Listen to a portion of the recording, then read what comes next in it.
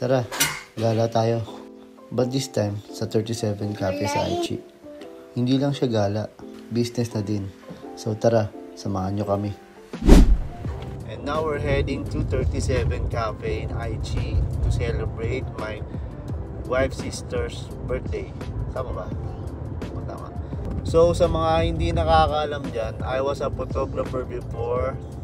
At tingin ko kasi hindi maganda yung shots ko, kaya I stopped and I lost my confidence. So hinara ko ng kapatid ng asawa ko, kaya feeling ko ito na ang pagbabalik. Try ko ulit at i-hire nyo na ako ulit. Let's go!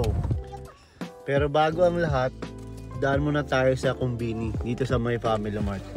Kasi ganito ang lagi namin ginagawa bago bumiyahe. Bibili ng pagkain para may machichibog pag nasa biyahe na.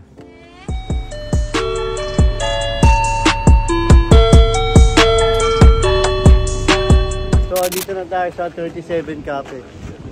Magpipicture na tayo, pero kakain muna tayo at i-rate natin yung pagkain dito kung masarap o hindi. So ito yung pagkain. Try natin.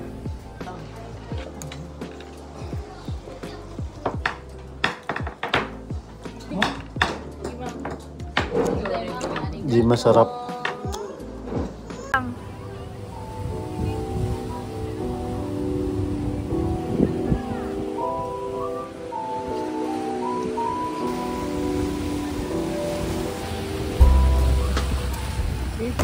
So ayun, tapos na yung photoshoot saka yung vlog natin.